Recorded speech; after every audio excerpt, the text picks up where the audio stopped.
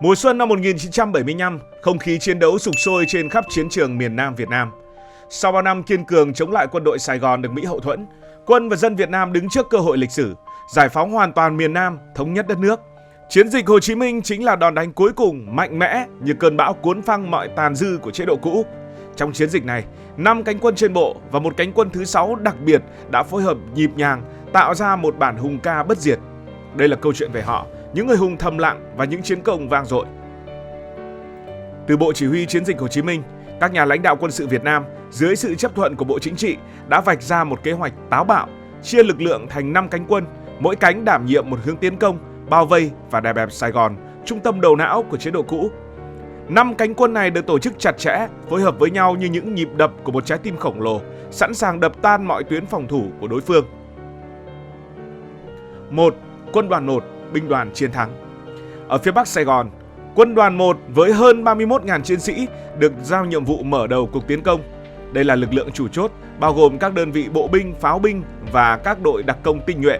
Họ không chỉ là mũi tiến công mà còn là lá chắn ngăn quân địch tháo chạy lên phía Bắc. Quân đoàn 1 xuất phát từ những cứ điểm ở Tây Ninh và Bình Dương, nhanh chóng đánh chiếm căn cứ Đồng Dù, một trong những pháo đài kiên cố nhất của Việt Nam Cộng Hòa. Những trận đánh ở đây diễn ra ác liệt với tiếng súng đại bác và tiếng gầm của xe tăng vang vọng ngày đêm. Các chiến sĩ đặc công len lỏi qua những hàng rào thép gai, phá hủy các lô cốt, mở đường cho bộ binh tiến lên. Củ Chi, vùng đất thép từng là căn cứ địa cách mạng, giờ đây trở thành bàn đạp để quân đoàn 1 tiến thẳng vào nội đô Sài Gòn. Họ cắt đứt quốc lộ 1, con đường huyết mạch nối Sài Gòn với các tỉnh phía Bắc, khiến quân địch rơi vào thế bị cô lập. Ở phía Đông Nam, quân đoàn 2 với 40.000 quân được tăng cường bởi sư đoàn 3 từ quân khu 5 tiến công như một cơn lốc. Nhiệm vụ là đánh chiếm Biên Hòa, nơi đặt căn cứ không quân lớn của Việt Nam Cộng Hòa, và căn cứ hậu cần Long Bình, kho vũ khí khổng lồ của quân đội Sài Gòn. Những ngày cuối tháng 4, các đơn vị của quân đoàn 2 đã vượt qua những cánh rừng cao su bạt ngàn, đối mặt với hỏa lực mạnh mẽ từ các cứ điểm của địch, đánh chiếm sân bay Biên Hòa, phá hủy hàng chục máy bay và kho đạn dược. Tiếng nổ rung trời ở Long Bình làm tan rã ý chí chiến đấu của quân địch. Quân đoàn 2 còn cắt đứt quốc lộ 15, chặn đứng mọi con đường tiếp viện từ các tỉnh miền Đông và Sài Gòn. Với tốc độ thần tốc, họ tiến sát các cửa ngõ phía đông của thành phố, sẵn sàng chờ lệnh đánh vào trung tâm. 3 là quân đoàn 3, binh đoàn Tây Nguyên. Quân đoàn 3 với hơn 47.000 quân là lực lượng đông nhất trong 5 cánh quân, được hỗ trợ bởi các trung đoàn phòng không, thông tin và công binh tiến vào từ phía Tây Bắc, nhắm vào các cứ điểm lớn như Trảng Bom và Hố Nai. Nhiệm vụ là phá vỡ tuyến phòng thủ mạnh nhất của Việt Nam Cộng Hòa và tiến thẳng vào bộ tổng tham mưu của đối phương.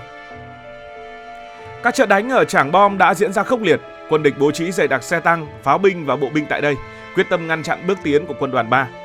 Nhưng với sự phối hợp chặt chẽ giữa bộ binh, xe tăng và pháo binh, quân đoàn 3 đã đè bẹp từng cứ điểm của đối phương.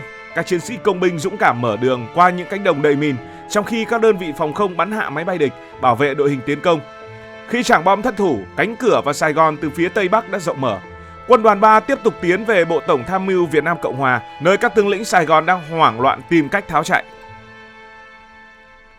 4. Quân đoàn 4, binh đoàn Cửu Long. Ở phía đông, quân đoàn 4 với 30.000 quân được tăng cường một sư đoàn bộ binh, một tiểu đoàn pháo, các đơn vị xe tăng và phòng không, đảm bảo nhiệm vụ đánh chiếm Vũng Tàu, Bà Rịa và các tuyến phòng thủ dọc bờ biển. Mục tiêu của họ là cắt đứt tuyến tiếp tế từ biển và Sài Gòn, đồng thời chia cắt lực lượng Việt Nam Cộng Hòa ở khu vực Đông Nam. Quân đoàn 4 tiến vào thần tốc, vượt qua những con đường đầy cạm bẫy và hỏa lực của địch. Chúng ta đã đánh chiếm các căn cứ quân sự nước trong, một trong những kho vũ khí lớn nhất của Việt Nam Cộng Hòa, và nhanh chóng kiểm soát được Bà Rịa. Các đơn vị đặc công của quân đoàn 4 phối hợp phá hủy những cây cầu chiến lược, ngăn chặn quân địch rút lui. Khi Vũng Tàu thất thủ, con đường tiếp viện từ biển và Sài Gòn bị khóa chặt. Quân đoàn 4 giờ đây chỉ còn cách trung tâm Sài Gòn vài chục km, sẵn sàng tham gia trận đánh cuối cùng. 5. Đoàn 232, lực lượng đặc biệt tiến công từ phía Tây Nam. Đây là một lực lượng kết hợp của sư đoàn 5, sư đoàn Phước Long và các sư đoàn độc lập cùng các tiểu đoàn pháo binh, xe tăng với tổng cộng khoảng 42.000 quân. Họ tiến vào từ vùng đồng bằng sông Cửu Long, nhắm vào những cứ điểm như là Đức Hòa, Bến Lức và các tuyến phòng thủ dọc sông Vàm Cỏ. Các chiến sĩ các cánh quân này phải đối mặt với địa hình phức tạp, sông ngòi chằng chịt và những cánh đồng lầy lội. Nhưng với tinh thần quyết chiến, chúng ta đã vượt qua mọi trở ngại. Những trận đánh ở Đức Hòa và Bến Lức đã diễn ra ác liệt khi quân địch sử dụng pháo binh và không quân để cố thủ. Các đơn vị đặc công và lực lượng địa phương phối hợp chặt chẽ, len lỏi vào hậu cứ của địch, phá hủy kho tàng và chốt phòng thủ. Khi quốc lộ 4, tuyến đường huyết mạch từ miền Tây lên Sài Gòn rơi vào tay quân giải phóng, cánh quân hướng Tây Nam đã mở toang cánh cửa phía này, sẵn sàng tiến vào nội đô. Và trong khi 5 cánh quân trên bộ tiến như vũ bão, một lực lượng đặc biệt được gọi là cánh quân thứ 6. Cánh quân thứ 6 được thành lập ngay trong những ngày khẩn trương nhất của chiến dịch.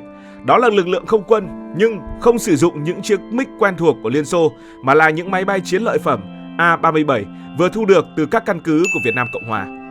Đây là một ý tưởng táo bạo, biến vũ khí của kẻ thù trở thành lưỡi dao sắc bén đâm thẳng vào trái tim của đối phương. Mọi chuyện bắt đầu từ tháng 4 năm 1975 khi quân giải phóng chiếm được sân bay Đà Nẵng, một trong những căn cứ không quân lớn nhất của Việt Nam Cộng Hòa. Một đoàn cán bộ không quân nhân dân Việt Nam do Trung tá Phạm Ngọc Lan chỉ huy được cử vào Đà Nẵng để tiếp thu chiến lợi phẩm. Trong số đó, những chiếc máy bay cường kích A-37 thu hút sự chú ý đặc biệt. A-37 Dragonfly là loại máy bay cường kích hạng nhẹ do Mỹ sản xuất, được Việt Nam Cộng Hòa sử dụng rộng rãi. Máy bay này nhanh nhẹn, tốc độ cận âm và có thể được điều khiển bởi một phi công. Đối với các phi công không quân nhân dân Việt Nam vốn quen lái MiG-17 và MiG-21, việc chuyển sang lái A-37 là một thách thức lớn. Ngày 19 tháng 4, Bộ Tư lệnh Chiến dịch Hồ Chí Minh đưa ra quyết định lịch sử sử dụng chính máy bay A-37 của Việt Nam Cộng Hòa để tấn công quân địch. Một nhóm phi công tinh nhuệ từ Trung đoàn Tiêm kích 923 được chọn cho nhiệm vụ này. Họ được máy bay vận tải AN-24 đưa từ miền Bắc vào Đà Nẵng vào ngày 22 tháng 4. Cùng với họ là các phi công Việt Nam Cộng Hòa đã theo cách mạng cùng Trung tá Phạm Ngọc Lan, người chỉ huy toàn bộ kế hoạch. Thời gian chuẩn bị chỉ vỏn vẹn có vài ngày. Từ ngày 23 cho đến ngày 26 tháng 4, các phi công của Không quân Nhân dân Việt Nam vốn chưa từng chạm vào buồng lái A-37 được học cách vận hành loại máy bay hoàn toàn mới này. Các phi công Việt Nam Cộng Hòa theo cách mạng cũng đóng vai trò quan trọng, hướng dẫn từng thao tác từ cách khởi động động cơ đến cách điều khiển hệ thống vũ khí. Dưới áp lực thời gian, các phi công làm việc không ngừng nghỉ cả ngày lẫn đêm trong những căn cứ vừa chiếm được còn nồng mùi khói bom. Ngày 27 tháng 4, phi đội được chuyển từ Đà Nẵng đến Phù Cát, nơi quân giải phóng thu được thêm một số máy bay A-37 còn nguyên vẹn. Đến 10 giờ 04 phút ngày 28 tháng 4, đội hình 5 chiếc A-37 đã cất cánh từ Phù Cát, hạ cánh tại sân bay Phan Rang, sẵn sàng cho cuộc tập kích lịch sử. Mục tiêu của cánh quân thứ 6 này là sân bay Tân Sơn Nhất, trung tâm không quân lớn nhất của Việt Nam Cộng Hòa, nơi tập trung hàng chục máy bay và kho đạn dược khổng lồ. Bộ Chỉ huy Chiến dịch Hồ Chí Minh ra lệnh từ 16 giờ đến 18 giờ ngày 28 tháng 4, phi đội A-37 phải tấn công bất ngờ, phá hủy lực lượng không quân địch và gây hoảng loạn trong hàng ngũ Việt Nam Cộng Hòa. 16 giờ 15 phút ngày 28 tháng 4, 5 chiếc A-37 do phi công Nguyễn Thành Trung dẫn đầu đồng loạt cất cánh từ Phan Giang hướng thẳng về phía Nam.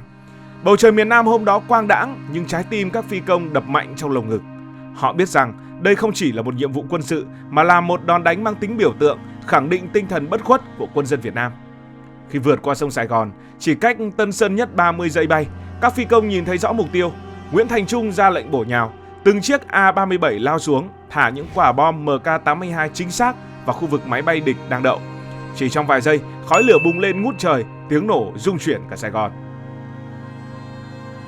24 máy bay của địch bị phá hủy, kho đạn dược và cơ sở hạ tầng của Tân Sơn Nhất tan hoang. Quân địch hoàn toàn bất ngờ, không kịp phản ứng. Phi đội A-37 nhanh chóng rút lui an toàn, hoàn thành nhiệm vụ một cách xuất sắc. Cuộc tập kích Tân Sơn Nhất không chỉ gây thiệt hại vật chất mà còn tạo ra một cú sốc tâm lý mạnh mẽ. Quân đội Sài Gòn vốn đã rệu rã, rơi vào trạng thái hoảng loạn. Các tướng lĩnh Việt Nam Cộng Hòa nhận ra rằng họ không còn an toàn ngay cả trong lòng Sài Gòn. Mỹ vốn đang cố gắng duy trì sự hiện diện, buộc phải đẩy nhanh kế hoạch di tản. Những hình ảnh trực thăng Mỹ vội vã rời khỏi mái nhà đại sứ quán sau này trở thành biểu tượng cho sự thất bại của họ tại Việt Nam. Cuộc tập kích của cánh quân thứ 6 là đòn đánh cuối cùng mở đường cho 5 cánh quân trên bộ tiến vào Sài Gòn. Ngày 30 tháng 4 năm 1975, xe tăng húc đổ cổng Dinh Độc Lập, lá cờ Mặt trận Dân tộc Giải phóng miền Nam Việt Nam tung bay trên nóc Dinh. Chiến dịch Hồ Chí Minh kết thúc với chiến thắng vang dội, giải phóng hoàn toàn miền Nam, thống nhất đất nước. Sau ngày 30 tháng 4, Không quân Nhân dân Việt Nam tiếp tục thu hồi và sử dụng các máy bay A-37. Chúng trở thành một phần quan trọng trong lực lượng không quân Việt Nam, tham gia các nhiệm vụ bảo vệ Tổ quốc trong những năm tháng đầy thách thức sau đó, đặc biệt trong cuộc chiến bảo vệ biên giới Tây Nam vào năm 1979. A-37 đã đóng góp không nhỏ, tiếp tục viết nên những trang sử hào hùng.